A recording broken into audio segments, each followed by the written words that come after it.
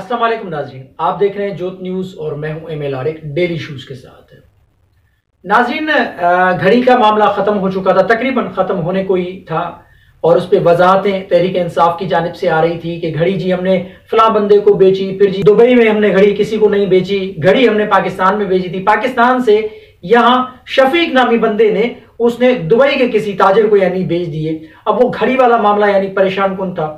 यानी पहले तो घड़ी को तस्लीम ही नहीं किया जा रहा था कि घड़ी बेची गई, उससे कबल कहा जा रहा था कि जी 50% हमने पैसे अदायगी की, फिर कहा गया जी 20% पैसे अदायगी करने के बाद घड़ी खरीदी गई। अब ये कुछ रोज कबल जुल्फी बुखारी ने बताया। इस घड़ी के मामले पे इमरान खान साहब ने क्या कहा है उस पर बात करेंगे। और दूसरा ये एक अफसोसनाक वाकया और एक हमला जो हुआ है पाकिस्तान के अंदर अफगानिस्तान की जानिब से, वो हमला क्या है, कैसे हुआ और क्या उसमें नुकसानात हुए, वो आपके सामने रखूंगा। और इसी अफगानिस्तान के मामले के ऊपर 2 रोज 3 रोज कबल मैंने एक व्लॉग किया था, उसमें मैंने एक चीज आपको बताई थी, शायद आपने नहीं देखी, वो जरूर देखिएगा, वो आपको दिखाऊंगा वो चीज क्या थी। ये बहुत ही यानी पाकिस्तान के लिए परेशान कुन मामलात हैं अफगानिस्तान से जो हमले हो रहे हैं। इसमें कोई मेरे ख्याल से, जैसे कि मैंने कहा था कुछ रोज कबल के, एक बड़ी गेम खेलने की कोशिश की जा रही है जिससे पाकिस्तान के ऊपर हमले भी हो सकते हैं और पाकिस्तान के खिलाफ कोई खुदा न खासा घिनौनी साजिश तो नहीं खेली जा रही। तो सारी इन चीजों पे बात करते हैं कि आया कि हो क्या रहा है, एक घड़ी के मामले पे भी क्या हुआ है और दूसरा अफगानिस्तान से जो हमला हुआ है। शुरू करते हैं। जैसा कि मैंने अपने इंट्रो में कहा कि घड़ी वाला मामला एक पेचीदा हो गया है। और घड़ी वाला मामला पेचीदा क्यों ना हो भाई, तोहफा कोई भी दे, एक जाती हैसियत में अगर कोई दोस्त तोहफा देता है तो उसकी बड़ी अहमियत होती है और तोहफे की बड़ी कदर की जाती है। तोहफे बेचे नहीं जाते, तोहफे संभाल के रखे जाते हैं, क्योंकि आपको किसी ने मोहब्बत से दिया होगा, किसी ने प्यार से दिया होगा, भले ही कितने का भी हो, वो तोहफा तोहफा होता है, ना कि वो रद्दी की टोकरी में फेंका जाता है और ना ही उसे बेचा जाता है। लेकिन यहां पाकिस्तान में क्या हुआ कि साबिक वजीर आजम इमरान खान साहब को सऊदी वली अहद मोहम्मद बिन सलमान साहब ने एक घड़ी तोहफे में दी जो पूरी दुनिया में किसी के पास घड़ी नहीं। उसमें बैतुल्ला की एक तस्वीर बनी हुई है, बड़ी कीमती घड़ी, तकरीबन कहा जा रहा है कि 2.25 अरब रुपए की वो घड़ी इमरान खान साहब ने कोड़ियों के भाव परचेज की तोशा खाना से। उन्होंने कोड़ियों के दामों ही बेच दी और बेची तो बेची, लेकिन वो रकम जो है खास करके इमरान खान साहब ने अपने असासों में इलेक्शन कमीशन के यहां डिक्लेयर नहीं की, जिसकी वजह से इमरान खान साहब के खिलाफ यानी एक तोशा खाना का केस दायर किया जा रहा है या कोशिश की जा रही है कि इमरान खान साहब को उस केस के अंदर यानी नाअहल कराने की एक बड़ी कोशिशें हैं जो कि दुरुस्त भी हैं काफी हद तक, क्योंकि इमरान खान साहब खुद कह चुके हैं कि मुझे सादिक और अमीन का सर्टिफिकेट मिल चुका है और मैं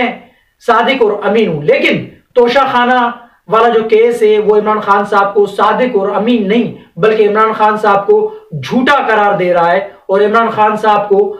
असासे जो इमरान खान साहब ने जो डिक्लेयर किए उसमें उस घड़ी का जिक्र नहीं किया, उस घड़ी के बेचने का जिक्र नहीं किया या उस घड़ी से जो हासिल की गई रकम है उसको इमरान खान साहब ने डिक्लेयर नहीं किया। अब इमरान खान साहब कह रहे हैं, आज उन्होंने जो कहा कि एक उन्होंने प्रेस कॉन्फ्रेंस की है या अपना उन्होंने उसमें कहा कि सबको मेरी घड़ी की पड़ी है,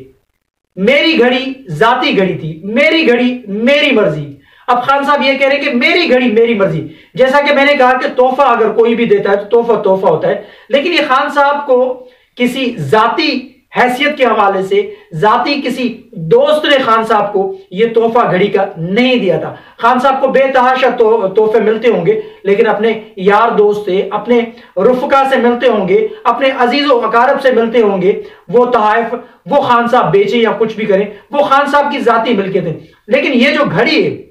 जो खान साहब को सऊदी वली अहद ने मोहम्मद बिन सलमान साहब ने घड़ी दी थी, ये खान साहब की जाती घड़ी नहीं थी, ये खान साहब की जाती मिल्कियत नहीं थी। ये खान साहब को बतौर पाकिस्तान के वजीर आजम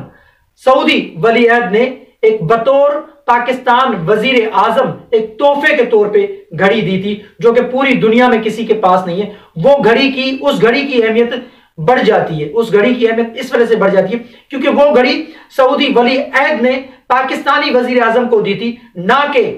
عمران خان صاحب جو کرکٹر ہیں ان کو دی گئی تھی۔ یہ سابق وزیر اعظم عمران خان صاحب کہہ رہے ہیں کہ میری ذاتی گھڑی ہے، میں اس کو بیچوں یا کچھ بھی کروں۔ خان صاحب یہ آپ کی، جیسا کہ میں نے کہا کہ یہ ذاتی آپ کی گھڑی نہیں، یہ ملکیت پاکستان کی ہے، یہ ملکیت توشہ خانہ میں رکھی جانی تھی، لیکن وہاں سے آپ نے پرچیز کی، پرچیز بھی آپ نے کی بقول آپ کے کہ آپ نے 50% ادائیگی کی، لیکن زلفی بخاری نے چند روز قبل ہی کہا تھا کہ 20% ادائیگی پہ خان صاحب نے وہ گھڑی پرچیز کی، پھر خان صاحب نے بیچی، جو میں نے ذکر کیا شفیق نامی شخص کا۔ اب بات یہ ہے کہ خان صاحب نے گھڑی کا ذکر کر دیا ہے، وہ کہہ رہے ہیں کہ میری گھڑی کے پیچھے پڑ گئے ہیں، لیکن ملک کی معیشت کے حوالے سے ان کو کوئی فکر نہیں، ملک ڈیفالٹ ہونے کے دانے پہ۔ لیکن خان صاحب بار بار ہم آپ کو کہہ رہے ہیں کہ آپ کی وجہ سے یہ ملک اپنا ڈیفالٹ ہونے کے دانے پہ یا خدا نہ خواستہ ڈیفالٹ ہونے والا ہے بقول آپ کے، لیکن کچھ حقائق کچھ اور ہیں، کیونکہ یہ معیشت جو خراب ہوئی، معیشت کا جو بیڑا غرق ہوا، معیشت کی جو تباہ کاری ہوئی ہے، ملک کے اندر جو سیاسی عدم استحکام کا جو ماحول ہے، یہ آپ کی وجہ سے، یہ آپ کی بدولت ہے، کیونکہ آپ اس وقت اگر اپنی ضد اور انا چھوڑتے اور اپنی ہار تسلیم کر لیتے، جو کہ پی ڈی ایم بھلے خراب ہو، وہ کرپشن کرتی ہے، پیپلز پارٹی نون لیگ نے کرپشن کی ہے بقول آپ کے، مولانا فضل الرحمان نے ڈیزل کے پرمٹ لیے، کچھ بھی کیے، ساری پارٹیاں داغدار ہیں، آپ کی پارٹی اور آپ ہی بے داغ ہیں۔ ٹھیک ہے، یہ بات درست ہے، ایک لمحے کے لیے مان بھی لیتے ہیں، لیکن خان صاحب آپ کو یہ سوچنا چاہیے تھا کہ ملک میں یہ جو اپنا تحریک عدم اعتماد جو پارلیمنٹ میں لائی گئی، وہ ایک قانونی، آئینی اور جمہوری طریقے سے لائی گئی۔ یہ آئین ہمارا حق دیتا ہے اس کو۔ جمہوریت اسی میں یہ ہے کہ اگر آپ کے خلاف کوئی عدم اعتماد کی تحریک آئے تو آپ اس کو قبول کر لیں، اگر اس میں آپ ناکام رہتے ہیں، کامیاب اگر آپ ہو جاتے تو آج بھی آپ وزیر اعظم ہوتے، نہ کہ شہباز شریف صاحب وزیر اعظم ہوتے۔ تو آپ ناکامی برداشت آپ سے نہیں ہوئی، آپ نے ضد اور انا کی وجہ سے پاکستان کو اس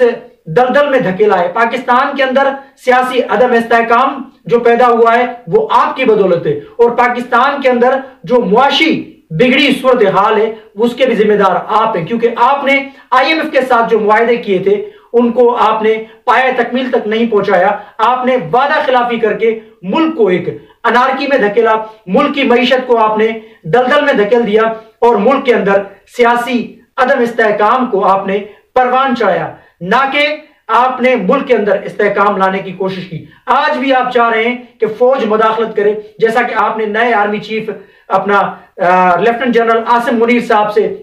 ریکویسٹ کی ہے کہ آپ کردار ادا کریں، آپ ملک کو بچائیں، ملک کی معیشت کے حوالے سے آپ کردار ادا کریں۔ ان کا کوئی کردار ادا کرنے کا یعنی نہ ارادہ ہے، اور نہ ہی ان کو پاکستان کا آئین حق دیتا ہے۔ انہوں نے صاف صاف انکار کر دیا ہے کہ ہم ملک کی سیاست میں مداخلت نہیں کریں گے۔ تو خان صاحب آپ بار بار پھر فوج کو دعوت دے رہے ہیں کہ فوج مداخلت کرے سیاسی معاملات کے اندر۔ تو یہ جو گھڑی خان صاحب جو آپ کہہ رہے ہیں کہ گھڑی آپ کی ذاتی ملکیت تھی، تو خان صاحب بڑی معذرت کے ساتھ یہ گھڑی آپ کی ذاتی ملکیت نہیں تھی، یہ گھڑی پاکستان کی عوام کی، پاکستان کی ریاست کی ایک امانت تھی، اور ریاست کو یہ تحفے میں ملا تھا، کیونکہ آپ اس وقت پاکستان کے پرائم منسٹر تھے، پاکستان کے وزیر اعظم تھے۔ اس وجہ سے آپ کو محمد بن سلمان سعودی ولی عہد نے آپ کو یہ تحفے کے طور پہ گھڑی دی، آپ کو یہ توشہ خانہ میں رکھنا دی، لیکن آپ نے وہاں سے خرید کر اور کوڑیوں کے داموں آپ نے خریدی، پھر آپ نے کوڑیوں کے داموں ہی اس کو بیچا، لیکن آپ نے وہ پیسے ڈکلیئر نہیں کیے، آپ نے وہ اثاثے اپنے اثاثوں کے اندر وہ پیسے شو نہیں کیے۔ اس وجہ سے یہ آپ کے اوپر کیس بن رہا ہے توشہ خانہ کا۔ تو آپ کو چاہیے تھا کہ یہ گھڑی آپ رکھتے، لیکن آپ نے گھڑی بیچ کر یہ ہمارے ملک کی بھی میرے خیال سے توہین ہوئی ہے کئی ممالک کے اندر، اور سعودی عرب کے اندر خاص کر کے سعودی ولی عہد کیا سوچتے ہوں گے محمد بن سلمان صاحب کہ میں نے پاکستانی وزیر اعظم کو گھڑی تحفے کے طور پہ دی، لیکن انہوں نے بیچ دی۔ بہرحال اب اس پہ کیا ہوتا ہے دیکھتے ہیں، آگے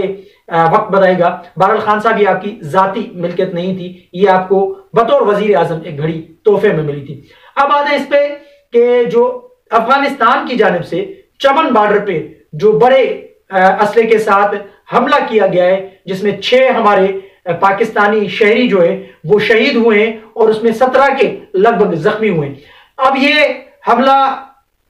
آج تو کھلم کھلا ایک دہشت گردی کا ایک یعنی مظاہرہ تھا اور کھلم کھلا پاکستان کے اوپر حملہ تھا، کیونکہ چمن بارڈر پہ شہری آبادی کے اوپر گولہ باری اور بڑے اسلحے کے ساتھ حملہ کیا گیا ہے۔ اب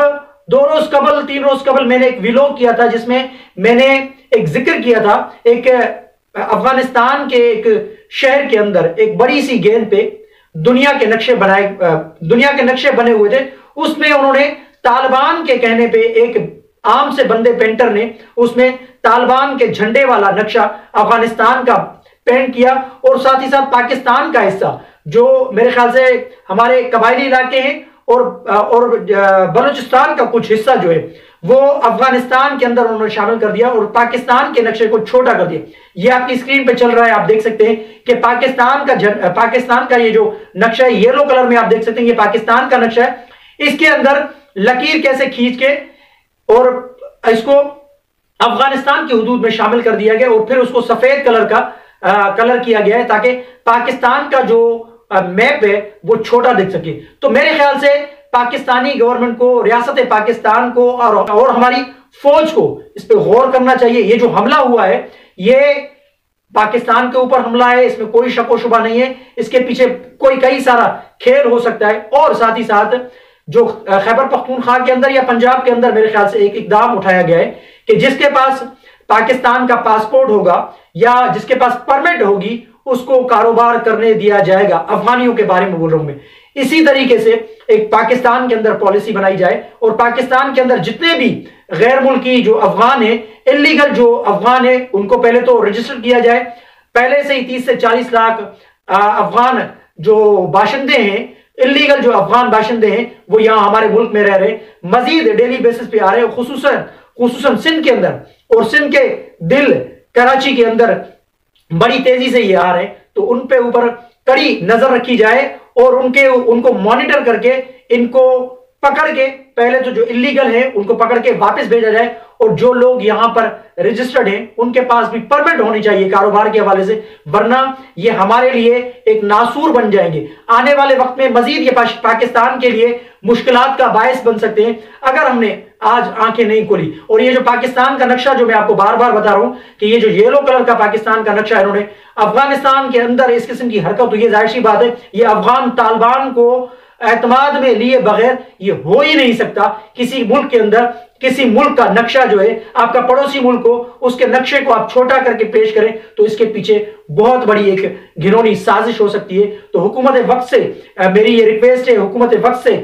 میری یہ التجا ہے کہ اس معاملے پہ زور دیا جائے اور اس پہ آنکھیں کھولیں، ایسا نہ ہو کل کو دیر ہو جائے اور وہاں سے کوئی اندرونی ایک یعنی سازش گھڑ کے اور پاکستان کے اوپر ایک بہت بڑا حملہ کیا جائے۔ تو وقت سے پہلے اگر ہم نے آنکھیں نہیں کھولی تو مزید ہم نقصان میں جائیں گے۔ افغانستان کے معاملے پہ سنجیدہ ہونا پڑے گا، حکومت کو سنجیدہ ہونا پڑے گا اور فوج کو بھی سنجیدہ ہونا پڑے گا، کیونکہ افغانستان کی جانب سے یہ جو حملہ ہوا ہے یہ سیدھا ریاست پاکستان کے اوپر حملہ ہے، یہ ملک کی سالمیت کے اوپر حملہ ہے۔ تو اس کو بالکل ہلکا نہیں لینا چاہیے، اس کو بڑی سنجیدگی کے ساتھ لینا چاہیے اور اس پہ غور و فکر کرنے کے بعد ایک سخت قسم کا ایکشن لیا جائے تاکہ آنے والے دور میں پاکستان کے لیے مزید مشکلات پیدا نہ ہوں۔ تو آپ کے سامنے میں نے یہ ساری چیزیں رکھی ہیں، کمنٹ سیکشن میں اپنی رائے کا اظہار ضرور کیجیے گا۔ تب تک کے لیے اللہ حافظ۔